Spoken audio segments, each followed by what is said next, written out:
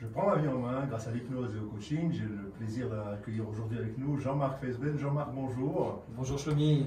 Alors, tu es venu l'année dernière. Ouais, plus un même, Plus un. il y a 2 ans. Plus un, il y a 2 ans, exactement. Et tu es spécialiste dans les hauts potentiels, dans la douance, dans les gens qui sont hors du commun, qui sont exceptionnels.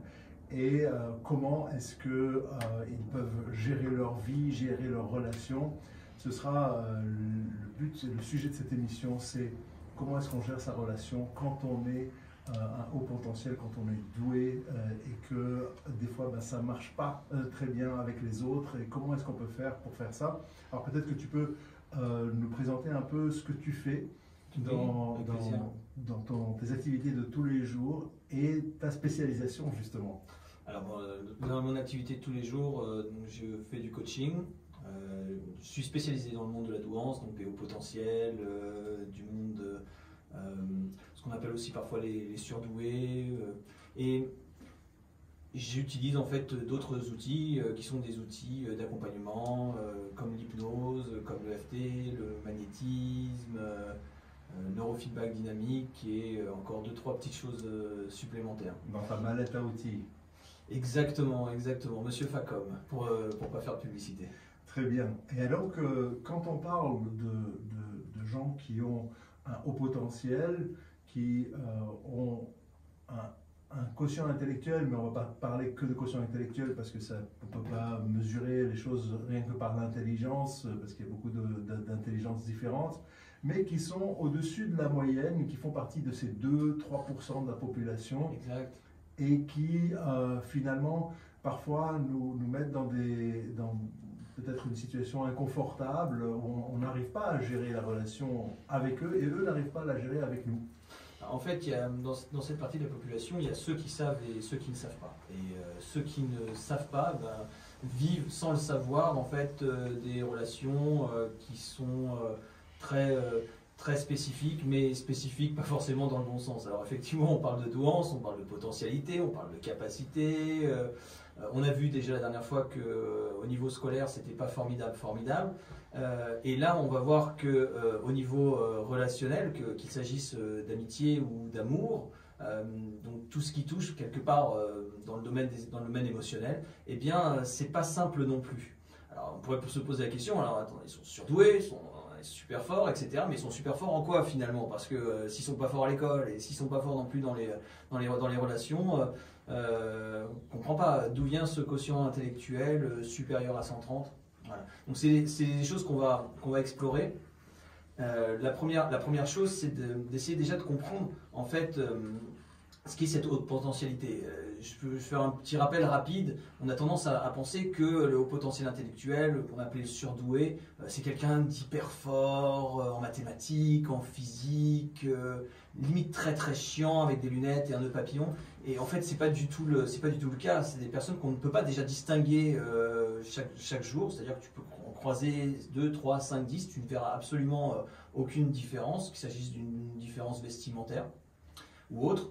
Et tu vas aussi pouvoir, on peut aussi non éviter toute forme de catégorisation, parce que si on se met à définir en fait des modes de comportement spécifiques à ce type de population, je crois que on s'enferme quelque part. Bien sûr, et puis on les enferme aussi dans des petites boxes comme ça, et c'est horrible de faire ce genre de catégorisation, c'est sûr. Donc qu'est-ce qui se passe et comment est-ce que eux peuvent se reconnaître d'une part, et comment est-ce que eux peuvent gérer leur relation avec les autres, leur relation émotionnelle. Tu parlais d'amitié, il y a aussi les relations professionnelles avec un patron ou être soi-même patron, parce que souvent c'est ce qui se passe, et peut-être qu'on peut justement voir chacune de ces relations parce qu'elles sont toutes différentes. On ne se comporte pas de la même façon à la maison qu'on se comporte au travail ou qu'on se comporte avec ses amis. Exactement. Maintenant, il y a un domaine qui est un domaine commun, qui a un mode de fonctionnement. Juste pour rappel, le haut potentiel intellectuel, hormis la mesure de son coefficient intellectuel, des tests qu'on peut faire du WAIS ou WISK. Peut-être tu peux traduire en chinois. Oui, donc il n'y a pas de problème, je vais faire venir un ami de Pékin, il arrive tout de suite. W, c'est pour Wechsler, c'est une échelle de mesure en fait du coefficient intellectuel. Après le ISK ou le AIS, en fait, c'est une mesure soit pour les enfants, soit pour les adultes. Voilà, ce sont des tests qui sont mis en place et dont des psychologues cliniciens ou psychologues peuvent faire passer en fait à tout type de population d'ailleurs, si ça intéresse. Voilà. Ok, super, très bien. Comme ça, on sait. Donc, peut-être qu'il y a une chose à retenir avant tout. La première chose qu'il y a à retenir, c'est que le haut potentiel est plutôt cerveau droit. Et ça, ça a l'air comme ça d'une information un peu banale, mais elle n'a rien de banal. Il faut comprendre que le cerveau a un type de fonctionnement bien spécifique. On a deux hémisphères, hémisphère gauche, hémisphère droit. Les deux sont séparés par une zone qu'on appelle la zone calleuse, qui est une forme en fait de crevasse, et avec des informations évidemment qui circulent entre les deux zones. La première chose qui est intéressante, c'est que en fait, la grande majorité de la population, pour ainsi dire 90%, a une tendance, je parle d'une tendance supérieure d'utilisation de l'hémisphère gauche. C'est-à-dire que c'est l'hémisphère dominante. Et l'hémisphère gauche, pour la définir, elle représente notamment, je ne vais pas tout citer, mais le langage, la logique, le raisonnement. C'est ça, la rationalité, le raisonnement. Exactement. Et donc c'est un mode de fonctionnement. Et ce mode de fonctionnement, si tu veux, c'est lié à tout le domaine d'apprentissage que l'on connaît classiquement, celui qu'on retrouve à l'école. Et comme évidemment, je vais mettre le haut potentiel dans la catégorie de l'hémisphère droit, on comprend assez rapidement que du côté droit, ça ne fonctionne pas pareil. C'est le monde en fait de la créativité et du langage, si tu veux, qui est un langage non verbal. Le langage des émotions aussi. Exactement, Ouais. exactement. Et donc, ça explique que finalement, le type de compréhension n'est pas la même. Alors, aussi bizarre que ça puisse paraître, celui qui est hémisphère gauche va avoir une compréhension intellectuelle, alors qu'on parle de haut potentiel intellectuel, alors que le haut potentiel intellectuel va avoir une meilleure compréhension qui est une compréhension émotionnelle. Il va capter les émotions, déjà parce que c'est quelqu'un d'hypersensible, et au-delà de cette hypersensibilité, il a une empathie extrêmement développée.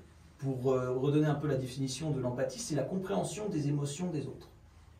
Et dès ce moment-là, eh bien, le mode de fonctionnement est complètement différent. Si une personne classique, qu'on appelle neurotypique, va lui apprendre, se baser sur les connaissances et le savoir des anciens, et va essayer d'établir avec tout ça des raisonnements, il va essayer d'imbriquer, établir une logique pour essayer d'en tirer des conclusions. Le haut potentiel, lui, rien à voir, c'est le surconnecté. Alors, ça ne veut pas dire que c'est le geek, mais quand je dis c'est le surconnecté, c'est celui qui va essayer de capter en fait dans les champs qui sont autour de lui toute l'information nécessaire. Pour expliquer comment cela peut se faire, on a aujourd'hui certaines castes de scientifiques qui ont aujourd'hui, entre guillemets, démontré que l'espace n'était ni du vide ni de l'éther. Alors on se posait la question de savoir en fait, alors d'accord, si c'est pas du vide, si c'est de l'éther, qu'est-ce que c'est l'espace? L'espace en fait contient des informations. Alors ça semble complètement incroyable comme ça, surtout quand c'est décrit par le milieu scientifique. Et donc en fait ces informations-là, le haut potentiel va se pluguer dessus quand il a appris à le faire, ou quand il sait le faire. Et pour savoir le faire, en fait, il faut qu'il relâche sa partie logique, parce qu'il a les deux. Il faut qu'il relâche sa partie logique pour laisser aller son intuition et ses ressentis. Ce qui explique maintenant pourquoi, d'un point de vue scolaire, il rencontre de grandes difficultés. Au début, ça va bien. Les solutions des problèmes mathématiques, il les sent. Ça peut sembler un peu bizarre comme ça, mais il les ressent et il ressent les résultats. Et ça pourrait presque se comparer... Il va à l'intuition, en fait. Exactement. C'est un peu comme l'autisme Asperger. Je ne sais pas si tu te souviens, il y a un film où il y a une boîte d'allumettes qui tombe et tu as la personne qui est autiste et qui va te donner exactement le bon nombre d'allumettes qui est tombé.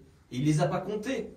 Parce que même en étant très bon et très rapide, je ne sais pas pour toi, mais moi j'aurais fait au moins une 50aine d'erreurs. Ouais. Et en fait, il les a ressentis, il les a captés. Eh bien, le haut potentiel intellectuel n'a pas, entre guillemets, ce pouvoir aussi développé, mais dans beaucoup de domaines, il a des pouvoirs de ce genre-là assez développés. Alors, je parle de pouvoir, ça fait pas X-Men, Oui, on se comprend. On se comprend, c'est-à-dire qu'il a un ressenti émotionnel très fort, et donc lui, il va parler avec le langage non verbal, qui fait partie de 93% de notre communication, et l'on va avec le langage verbal. Donc il a ce ressenti extrême, et donc automatiquement, quand on va essayer de raisonner avec lui, ça ne va pas résonner chez lui. Exactement. Donc il va se sentir très bête. C'est pour ça que la plupart des personnes que je reçois me disent mais je ne peux pas être super intelligent puisque je ne comprends pas. J'ai eu une personne qui a changé de pays. Mais je l'ai vu il y a quelques semaines. J'étais là-bas et je la vois. Elle me dit mais je comprends pas, Monsieur Fishben. Vous me dites que je suis intelligente, etc. Mais je suis dans ces classes pour apprendre la langue. Je suis nul. Les autres, ils y arrivent mieux que moi. Je suis nul. Comment je fais? Je lui ai dit, mais de quelle façon? Quel est votre type d'apprentissage? Et elle m'a expliqué de quelle façon elle apprenait. Et je lui ai dit, bah, effectivement, même les plus intelligents, même peut-être encore plus que vous, seraient encore peut-être même plus nuls que vous. Parce que ça colle pas. C'est comme une histoire d'engrenage. Si ça ne s'imbrique pas, ça ne fonctionne pas. Elle me dit, mais comment faire? Comment faire? Je lui ai dit, prenez du recul, parce que c'est en plus, c'est une personne, elle a son bloc papier, son crayon, et elle note, et elle note, et elle note. Et je vois, parce qu'elle veut être comme les autres. En fait, c'est ça le problème du haut potentiel aussi, c'est qu'il veut être comme les autres. Il regarde un modèle, il dit, ah bah celui-là il réussit, il apprend, il est plus doué que moi, et je veux faire pareil. Et donc, qu'est-ce qu'il fait? Il prend son bloc-notes et il essaie de singer, d'utiliser ses neurones miroirs pour faire la même. Et bingo, ça ne marche pas. Et c'est une torture. Et c'est du doute, et c'est du manque d'estime de lui. Et ben, de fil en aiguille, il arrive à se mettre à un niveau extrêmement bas. Et c'est à ce moment-là que ça colle pas. Ce qui explique maintenant, en fait, que quand il veut se comporter comme les autres, ça ne marche pas. Alors, parce que par curiosité, puisque tous les éditeurs et auditrices sont très curieux de savoir, mais qu'est-ce que tu as conseillé? Comment apprendre? Eh bien, la première des choses que j'invite ces personnes à faire, la première, c'est d'essayer de commencer à s'accepter tels qu'ils sont. S'accepter, c'est avant tout commencer à se connaître. Donc évidemment, il y a des échanges, des interrogations. Tu connais très très bien ce métier, tu sais de quelle façon on propose une forme de miroir à la personne de façon à ce qu'elle puisse s'observer elle-même et se comprendre elle-même. Donc la première des choses, c'est déjà se comprendre et d'accepter le fait qu'elle est différente des autres. Elle le sait, mais elle a tellement voulu être comme les autres qu'au final, elle se dit « je suis plus nulle que les autres ». Non, elle est douée dans ce qu'elle est. Et parfois même beaucoup plus douée qu'elle ne pense dans ce qu'elle est vraiment. Donc la première des choses, c'est de prendre effectivement ce recul et de dire « je vais m'accepter tel que je suis ». Ça rappelle les cours de FT, je m'aime et je m'accepte tel que je suis. Et ça, c'est une base. Dès ce moment-là, on ouvre son esprit, si tu veux. À ce moment-là, on est prêt à accepter des choses et à emmagasiner des choses. Et dès ce moment-là, on peut commencer à mettre de côté, ce que je préconise, tout l'esprit logique et commencer à ouvrir d'autres portes vers des mondes, entre guillemets, inconnus. Ceux que le cerveau n'aime pas parce qu'il ne connaît pas déjà. C'est ça, d'accord. Eh bien, on va donc laisser les gens t'approcher justement pour ça et te contacter pour avoir la méthode à faire, notamment en neurosciences, ce qu'on fait très très souvent pour pouvoir accéder à ces ressources et en hypnose aussi, accéder aux ressources intérieures insoupçonnées finalement.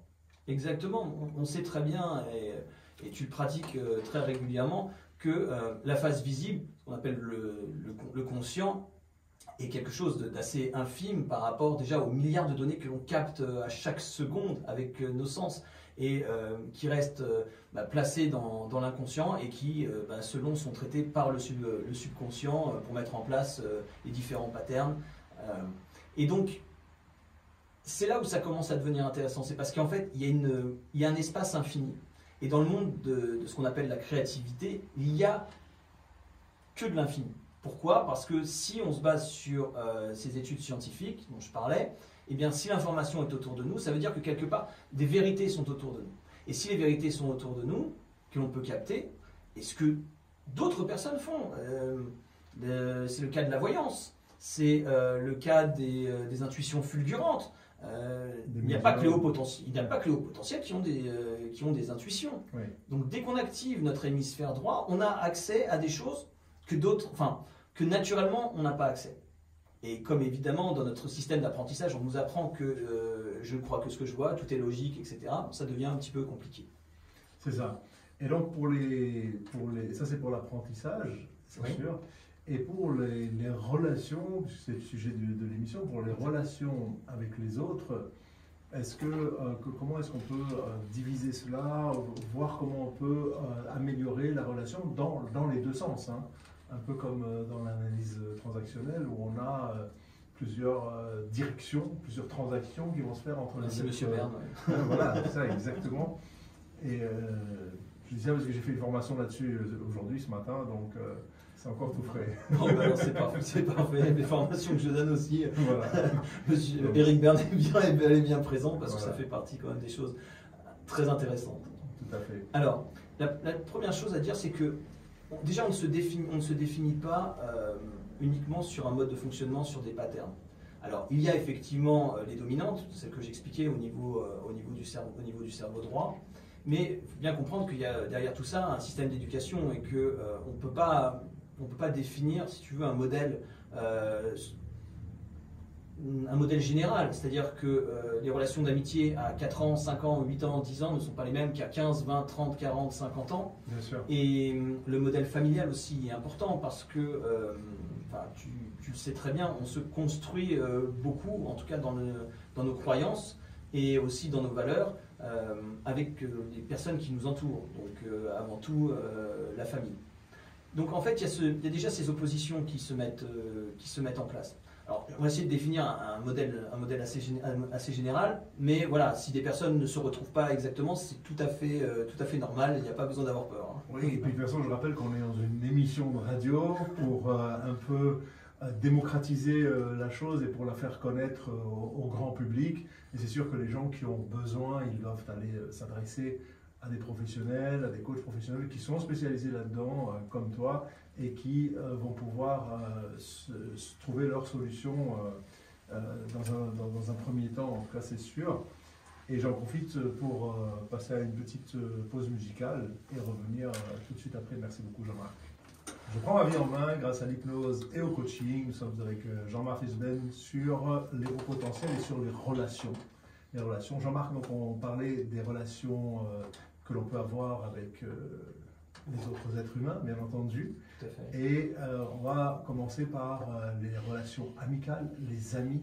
Comment ça se passe pour un haut potentiel? Est-ce qu'un haut potentiel va automatiquement être ami avec un autre haut potentiel ou pas? C'est vrai que c'est une question encore qui aujourd'hui je me pose parce que en réalité, comme beaucoup ne savent pas qu'ils sont au potentiel, c'est difficile après de tirer un bilan, de savoir j'étais ami ou pas ami avec un haut potentiel quand j'avais 5 ans, 7 ans, 8 ans, 9 ans, 10 ans. Après, on a tendance à dire qu'ils se ressemblent, ça sent. Oui, c'est ça. Et donc dès ce moment-là, on sait qu'il y a des affinités qui se mettent en place. Et les affinités, en fait, se créent quand on décèle une forme de ressemblance. En fait, ce que l'on recherche, je crois, hein, dans l'amitié, après je peux encore me tromper, mais ce que l'on recherche dans l'amitié, avant tout, c'est de pouvoir se confier. Mais on va se confier à qui? On va discuter avec qui? On va échanger avec qui? On va échanger avec une personne qui déjà va nous écouter et une personne qui va pouvoir aussi exercer une forme de réciprocité de façon à tirer un lien qui va dans les deux sens. Et ma première tendance viendrait à dire que effectivement qui se ressemble s'assemble, donc le haut potentiel va essayer de s'associer avec un haut potentiel. Mais comme tu l'as dit justement, plus de 90% de la population est neurotypique. C'est ça. Alors, il ne reste plus grand monde. Oui. Donc 1 sur 10, ça ne fait pas beaucoup d'amis. Et c'est là où il y a une forme d'adaptation qui se met en place. Alors une adaptation double, une adaptation forcée par constatation de l'échec, parce que c'est souvent ce que je rencontre, ou une adaptation tout simplement par cette fameuse intelligence qui est une intelligence émotionnelle et une intelligence sociale qui est de s'adapter aux autres pour s'intégrer en fait dans un cercle ou dans un milieu. Mais alors, est-ce que cette adaptation, elle est temporaire ou pas? Parce que des fois, on se lie d'amitié avec quelqu'un parce que il y a un intérêt intellectuel ou il y a un intérêt professionnel ou amical, mais à un moment, on stagne. Alors, on peut voir déjà, peut-être dans un premier temps, qu'est-ce qui va attirer une personne vers un haut potentiel. Le haut potentiel, c'est quelqu'un qui adore soigner. Et donc, c'est quelqu'un qui, naturellement, est extrêmement à l'écoute, extrêmement empathique, qui comprend très bien les émotions des autres. Donc, forcément, ça peut être un ami sympa. La personne en face va sentir qu'il a quelqu'un à son écoute, qui peut lui dire ce qu'il a à lui dire, que ça va être confidentiel, évidemment, parce que le haut potentiel, c'est quelqu'un d'entier. Et il n'y déroge pas. Surtout, il n'y déroge pas. C'est-à-dire que c'est une importance extrême pour lui. Donc, ça va être quelqu'un qui va très bien écouter. C'est quelqu'un qui va aussi comprendre, parce que dans l'amitié, il y a une grande partie émotionnelle. L'amitié, c'est pas quelque chose... Enfin, peut-être que je me trompe, mais je pense que l'amitié, c'est pas quelque chose uniquement d'intellectuel. Non, absolument, bien sûr. Donc, dès ce moment-là, dès qu'on rentre dans le jeu de l'émotion, le haut potentiel peut sortir sa carte de Joker, comme on dit, et il est extrêmement bien placé. Donc, lui va attirer naturellement les personnes. Et d'ailleurs, toutes les personnes que je rencontre me disent, naturellement, les gens viennent vers moi. Ils viennent se confier à moi. Oui, c'est toujours ça. On entend toujours ça. Voilà. Ils viennent se confier à moi, mais bien sûr, parce qu'il est toujours à l'écoute. Mais lui, il ne dit rien, par contre. Il ne se dévoile jamais, pratiquement. Alors, en fait, s'il le fait, il n'est pas reçu de la même façon.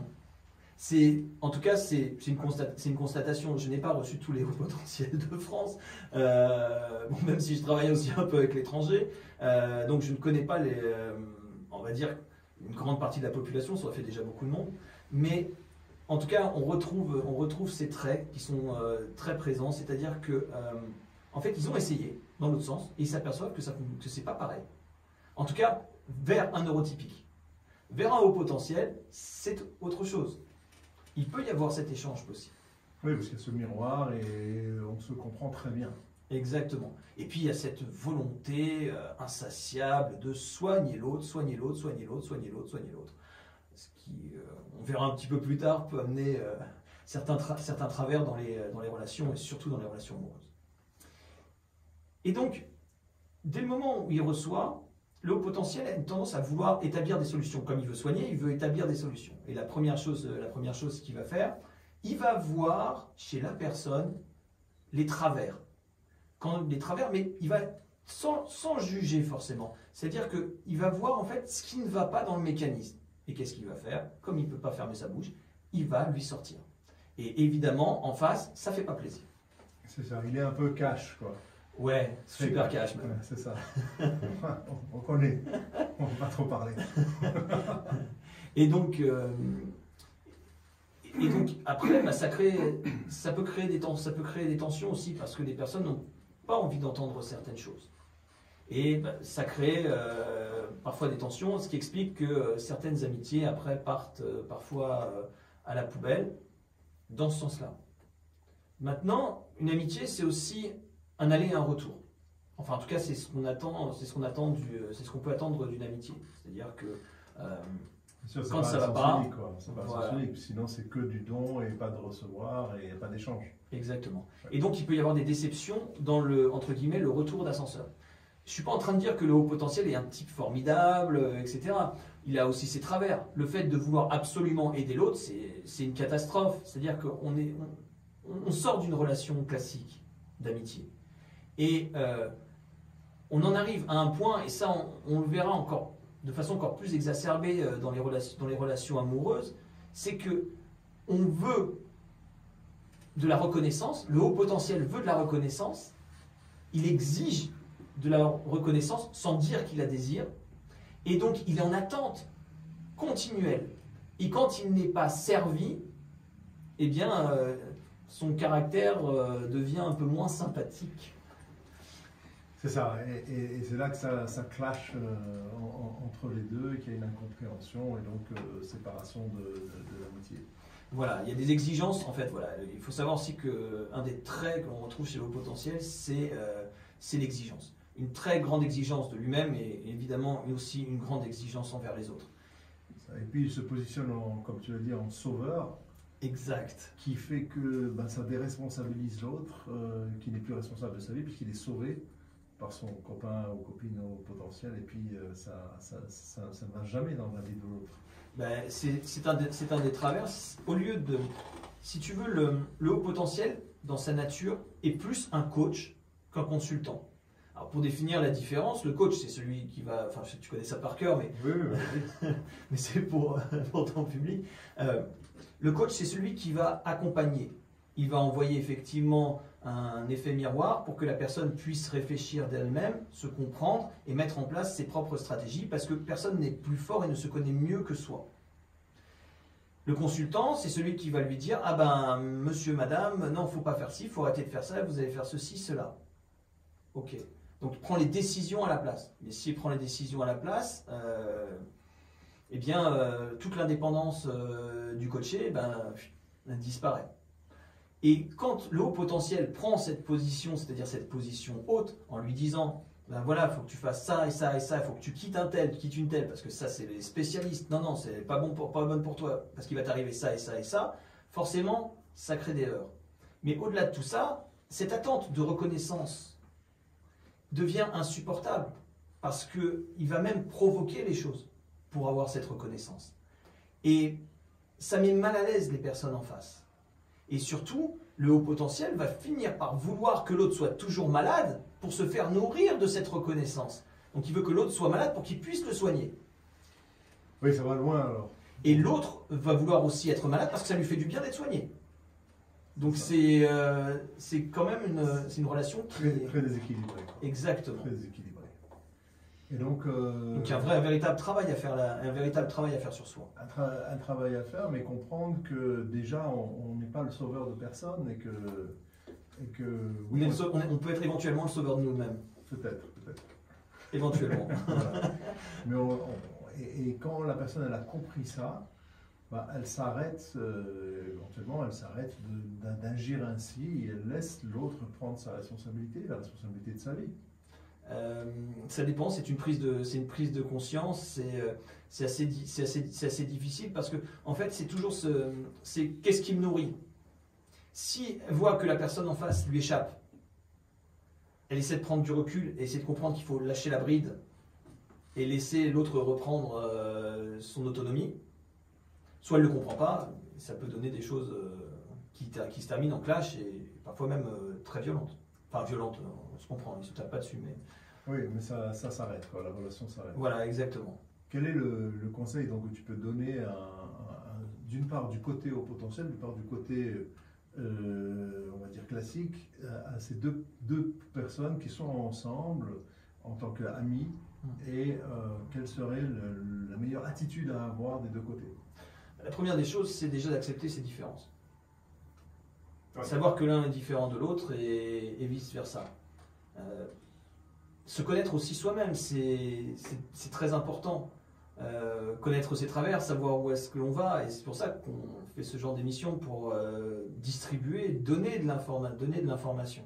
C'est important. De toute façon, nous ne sommes pas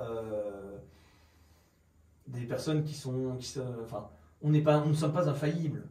Et je crois qu'au contraire, on tire de l'information de nos échecs. Je pense que l'échec, c'est quelque chose de très intéressant. Si on en tire une information, sinon ça ne sert pas à grand-chose. Et donc, plutôt que de se positionner et rester sur sa position, essayer d'osciller.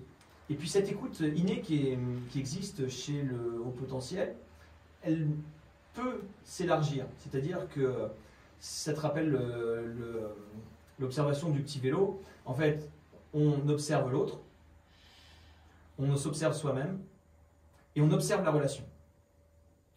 Et quand le haut potentiel ne devient plus un consultant mais prend cette position de coach, là ça commence à devenir beaucoup plus intéressant. Donc ça c'est le conseil pour le haut potentiel. Pour le neurotypique, de prendre conscience que la personne en face de lui peut l'accompagner, peut l'aider, mais de redéfinir et recadrer, parce qu'il sera bien meilleur pour recadrer, parce que d'un point de vue émotionnel, il sera, on va dire, il partira beaucoup moins dans les tours que le haut potentiel. Donc il a toute cette possibilité pour recadrer. Mais voilà, ce genre d'amitié, ce sont des amitiés qui oscillent. Alors, j'ai des exemples d'amitié qui durent 3 jours, et j'ai des exemples d'amitié qui durent 20 ans, chez les hauts potentiels, avec parfois des breaks. Donc tout est possible.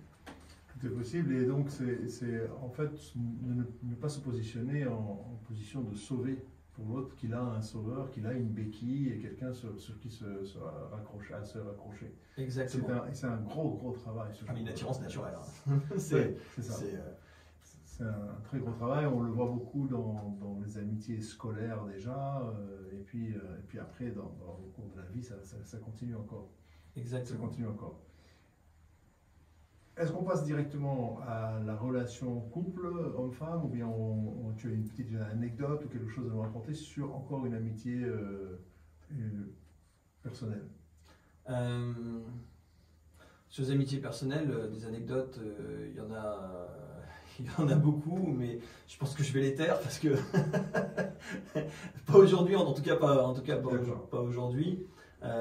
Et puis le couple, je vais pas dire que c'est mon sujet actuel, mais j'ai autour de moi actuellement une grande majorité de mes clients qui sont dans ces problématiques-là et dans des problématiques qui amènent au divorce. Et donc toi, tu rencontres des couples où l'un est au potentiel, l'autre pas, c'est ça? Alors, pas forcément les deux, en tout cas au moins un, ça c'est sûr. J'ai pu rencontrer les deux, avec les deux d'ailleurs qui étaient au potentiel. Bon, sachant que au potentiel, ça ne veut pas dire copier-coller l'un de l'autre, hein. Je le répète, il y a un caractère, il y a une éducation, il y a toutes ces choses-là. Donc à prendre en compte. Voilà, c'est pas juste une entité, c'est pas comme la série qui a cartonné où on a défini le haut potentiel comme un clown. Bon. Oui, c'est ça. Non, chacun vient bon, avec sa culture. C'est bien, au moins ils ont fait, voilà, pour les hauts potentiels, on a apporté beaucoup de réussite à ceux qui ont créé la série. Oui, c'est ça. Rien pour eux, hélas, mais pour ceux qui ont créé la série. Donc, qu'est-ce qui se passe alors dans un couple typiquement? Quel est l'avantage, quel est le problème? Alors, en fait, avant tout, c'est la rencontre. On va commencer simplement par la rencontre. Et la rencontre est souvent sponsorisée par ce que j'exprimais tout à l'heure, si tu veux, cette volonté inconsciente de soigner l'autre. C'est-à-dire que le haut potentiel est un scanner vivant. Il scanne, et il voit ce qui ne va pas chez l'autre.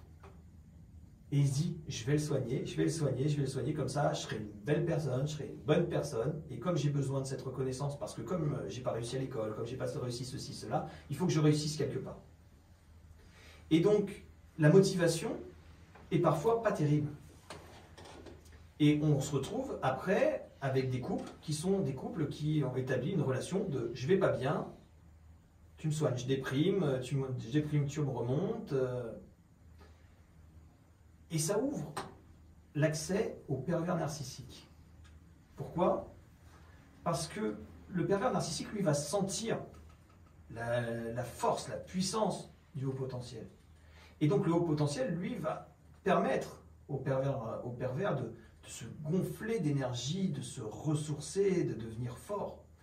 Et au moment où il va devenir fort, à ce moment-là, il va se dire, mais je ne vais pas perdre mon globular, comme dans Mad Max. Ma perfusion d'énergie, je ne vais surtout pas la perdre. Comment est-ce que je peux la garder? Eh bien, toute la reconnaissance que je pouvais témoigner, toute l'énergie aussi que je pouvais rendre au potentiel, je vais complètement la limiter. Et il la limite d'une telle façon que le haut potentiel, qui est toujours en demande, finit par supplier pour recevoir un peu. Et donc, c'est ce système qui se met en place. Et on se retrouve en face donc, avec quelqu'un d'extrêmement malheureux. Le haut potentiel devient extrêmement malheureux à quémander cette reconnaissance dont il se nourrit, dont il sent qu'il a besoin. Et Et au final, il se retrouve attaché et dépendant du pervers narcissique. Ça, c'est un des cas de figure que j'ai rencontré très souvent. D'accord, ok. Et donc le pervers narcissique, jusqu'à ce qu'on s'en rende compte, il se passe beaucoup de temps. Jusqu'à ce que le haut potentiel s'en rende compte pour se détacher de ça, c'est pas évident. La plupart du temps, il a déclaré une maladie. Alors, c'est pas forcément un cancer ou des choses aussi graves, mais j'ai vu toutes sortes de maladies, fibromyalgie, des mal de dos récurrents. Enfin, ça affecte très profondément, quoi. C'est certain. Ça affecte en profondeur, ouais. Ah ouais, sont des cas qui sont... et en fait, ils ne savent pas pourquoi. Enfin, ils savent sans savoir. Et ils finissent par le réaliser, en finalement s'ouvrant sur eux-mêmes et en comprenant ce qui se passe. Et là, après, bon, bah, ça amène à des divorces, mais souvent dans des bains de sang. Pas de la part du haut potentiel, parce que lui est pour la paix. Il est pour la paix et pour le calme. Mais ce qui n'est pas le cas de celui qui a besoin de son énergie. C'est ça. Et dans ça n'est pas toujours comme ça. J'ai bien compris. Et dans le cas inverse, donc où il y a un abus de la relation de la part du haut potentiel, de cette relation de soigner, de vouloir faire le bien, et en fait on victimise tout le temps le conjoint avec qui on est. Alors, il peut y avoir ça effectivement. Mais il faut bien comprendre que le haut potentiel, c'est pas quelqu'un qui je vais bien, tout va bien, c'est une source d'énergie, c'est formidable, tout va bien. C'est pas le joyeux, hein. C'est sérieux des fois. Très. Non, vraiment. J'ai un client qui me dit, mais je dis à ma femme, mais je suis insociable. Mais c'est un type qui a 2000 personnes autour de lui. Mais le mec, il se dit insociable. Mais je rigole pas quand je dis il a 2000 personnes autour de lui, il a 2000 personnes autour de lui. Oui, mais avec qui il ne sociabilise pas. Ça peut en fait, il n'y a pas de... Voilà, c'est ça, c'est qu'en fait, il ne va pas tisser de réels liens d'amitié. En fait. C'est un peu comme les amis Facebook, quelque part, sauf que c'est dans la réalité. Ouais. Et, bon, désolé pour ceux qui adorent Facebook, mais c'est bien de comprendre que dans le fond, tout peut être différent au niveau des relations. Et que le haut potentiel, c'est quelqu'un qui a une tendance à aller vers le spleen. Il a besoin de s'écarter. Il a besoin de sa liberté. C'est important. Et dans un couple, la liberté, ça se manage. Ouais. Non, mais non. Je ne vais pas rentrer dans ces sujets-là. Je pourrais avoir beaucoup d'ennuis. Mais ce que je veux dire par là, c'est que la liberté dans un couple, ça se manage. Bon, je ne suis pas thérapeute de couple, mais thérapeute de couple. Mais c'est clair que chacun a besoin aussi de son espace. Et le haut potentiel, lui, à un moment ou à un autre, va dire ah, hop, je me retire, salut, au revoir, fichez-moi la paix, je veux être tranquille, je veux me retirer dans le désert. C'est gentil, mais il y a 2-3 petites choses à faire à la maison. Ça, c'est une des problématiques. Il a besoin de ça, il a besoin de son spleen, il est en doute 80% de son temps. Donc, il peut avoir une tendance au spleen, mais au spleen plus. Et ce qui donne après des diagnes qui ne vont pas du tout, parce que comme il peut avoir une tendance aussi à une forte énergisation, eh bien, qu'est-ce qu'on va diagnostiquer? Hyperactivité. Bipolarité. Voilà. Alors, je ne parle pas des erreurs de diagnostic phénoménales, mais... on pourrait dire, c'est un Gémeaux, c'est une Balance, je vais me faire plein de copains. Et surtout des psychiatres. Surtout les psychiatres. Donc, il y a une complexité aussi dans le caractère et dans la nature aussi du haut potentiel. C'est pas si simple que ça. C'est pas la personne qui est formidable, faite pour être en couple, etc. Ouais. Et je vais même aller encore beaucoup plus loin, et je vais encore faire encore beaucoup plus d'amis. Le haut potentiel, et je m'en suis fait déjà dans les hauts potentiels qui m'ont dit mais non, pas du tout, c'est pas possible. Donc je mets un peu de suspense. Le haut potentiel n'est naturellement pas fait pour être en couple. Et là c'est une grosse bombe que je jette évidemment, mais je peux l'argumenter. Ce qui déjà me donne quelques points. Alors peut-être qu'on va l'argumenter après la pause musicale, comme ça on va laisser le suspense encore plus en suspens. Ça marche, je vais pouvoir réviser en attendant. Voilà. le haut potentiel a cette tendance à être très hémisphère droit. Et je le répète, l'hémisphère droit, c'est la créativité, c'est un plan qui est un plan spirituel. Et dans le plan spirituel, si tu veux, il n'y a pas de bon, de mauvais, de bien, de mal, et il n'y a pas non plus de sexualité. Voilà, pour être clair. Donc s'il n'y a pas de sexualité, il n'y a pas forcément aussi de notion de couple. Et dès le moment où il n'y a pas de notion de couple sur ce plan-là, eh bien, il n'y a pas non plus de notion de projet à deux. Et comme il est naturellement branché, puisque, comme j'ai dit, il va se connecter toujours vers ce monde-là, en fait, il n'y a pas d'alignement entre le couple naturel et le haut potentiel. Maintenant, le haut potentiel n'est pas non plus que hémisphère droit, il est aussi hémisphère gauche. Et donc, dans l'hémisphère gauche, et avec le pilotage de notre ami cerveau reptilien et notre cerveau émotionnel, le cerveau limbique, il y a en fait des interconnexions et des formes d'échange qui amènent le haut potentiel à harmoniser tout ça. Mais on va dire que naturellement, de base, il n'est pas fait pour être en couple.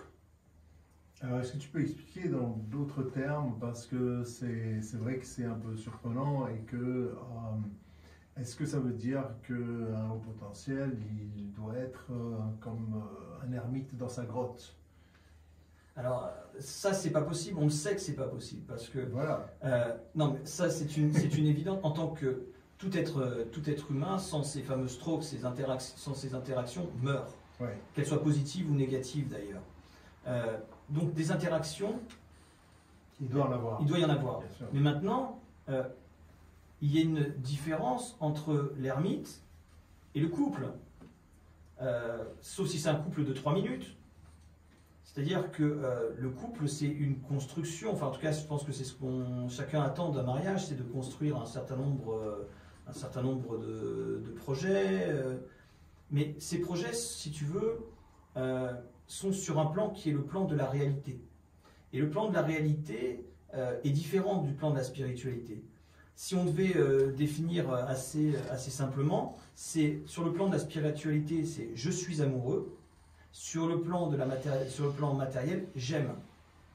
Et on voit que les couples au début, il peut y avoir de l'amour, c'est très spirituel, et que après, ça se construit d'une façon différente. Ça se construit sur les projets communs, sur des traits de caractère, sur la façon de gérer, sur la façon d'évoluer aussi dans son couple. Et on passe de je suis amoureux à je t'aime. Il n'y a pas un qui est mieux que l'autre, hein. Je ne suis pas en train de faire des comparaisons. Mais le haut potentiel, sa nature, c'est je suis amoureux. Et donc, dès le moment où il est amoureux, qu'est-ce qu'il va vouloir? Il va vouloir en fait des relations fortes, puissantes, passionnées, des échanges type transmission de pensée. Il faut que ça bouge, il faut que ça aille vite, il faut qu'il y ait de l'événement, encore et encore et encore. Le temps est son ennemi. Ce fameux temps qui est la distance entre deux événements est son ennemi. Il faut que ça bouge, il faut que dans tous les sens, il faut qu'il vibre, il faut qu'émotionnellement ça vibre. Mais on sait que dans la construction d'un couple, c'est une équation qui ne fonctionne pas. Et donc, ce côté raisonnable, ce côté calme, il a du mal à l'acquérir. Et voilà aussi pourquoi c'est très difficile pour lui de vivre en couple. Est-ce que ça peut expliquer pourquoi des gens se séparent, mais pas des gens. Par exemple, dans le couple, il y a un des conjoints qui dit « j'arrête. J'arrête tout, je ne peux plus continuer », alors que les choses ne vont pas mal. Ah, c'est l'anecdote d'hier. J'ai une personne comme ça qui vient me voir et elle est extrêmement malheureuse. Et voilà, ça s'était arrivé hier. Enfin, pas moi personnellement, mais j'ai eu un. Non, je dirais vraiment. J'ai une personne qui vient de voir. Ouais, exactement. Et c'était une consultation à l'étranger. Et ça faisait un certain temps que je ne l'avais pas eu. Et il me dit, je ne sais pas si tu es au courant, mais je suis divorcé. Waouh! Et lui, c'est un HPE, mais on est quand même dans la haute potentialité. Et en fait, il était Donc c'est quelqu'un qui est très dans l'émotion, qui a besoin de transmettre, qui a besoin d'échanger d'un point de vue. C'est quelqu'un d'extrêmement spirituel, si tu veux. Il a besoin d'échanger. Et la personne avec qui il était, s'est marié, c'est une fille de rabbin, une forte autorité d'ailleurs religieuse là-bas. Et lui, dans ses idées, qui sont des idées un peu, comment dire, même très spirituelles, qui veut comprendre le pourquoi du comment, des choses comment elles sont faites, ces idées ne sont pas passées. Il a eu un comportement extraordinaire, ils ne se sont pas disputés. Et elle a voulu arrêter, parce qu'elle a dit, mais tes idées sont complètement folles. Elle a même évoqué, elle a dit, mais c'est des idées sataniques, alors que ça n'a rien à voir avec tout ça. Et il m'a dit, je me souviens très bien, il me dit hier, mais si je l'avais tapé, on aurait compris. Si je l'avais insulté, on aurait compris. Si je l'avais trompé, on aurait compris. Et il m'en a cité quelques-uns comme ça, la François Hollande, mais d'une autre façon. Mais il me dit, mais la personne n'a rien compris. Mais elle n'a pas supporté, en fait, ce côté extrêmement spirituel qui allait à l'encontre, elle, de son éducation. Et en l'espace de 2 ans, tout est tombé à l'eau. Ouais. Donc c'est des choses qui peuvent arriver comme ça, parce qu'il y a cette dichotomie, cette incompréhension de l'un et de l'autre totalement. En fait, c'est un lien, il y a besoin d'avoir un lien. Soit c'est un lien amoureux, spirituel, comme on rencontre au début, et ce lien, après, peut s'enrichir ou peut se transformer sur des liens, entre guillemets, projet de vie. C'est ça, c'est ce qu'il faut faire, en fait, pour que ce soit une construction... C'est une prolongation, c'est une prolongation, en fait. Voilà. Tout à fait. Écoute Jean-Marc, on arrive bientôt à la fin de notre émission, donc d'abord je te remercie d'être venu aujourd'hui et c'est pour moi un grand plaisir de t'accueillir. Est-ce que tu peux dire à nos auditeurs et auditrices où est-ce qu'on peut te contacter, si on veut t'appeler ou voilà. Alors vous pouvez déjà me contacter sur Doctolib. Le mieux c'est de m'appeler directement parce que j'ai une tendance à ne pas mettre du tout mes agendas à jour. Oui, les multi-calendriers, etc. Les multi-agendas, c'est un peu redondant. Mais on peut me contacter sur mon portable. Je ne travaille qu'avec le bouche à oreille, donc je n'ai pas de site internet. Comme ça aide encore plus. Là, tu peux donner ton numéro maintenant.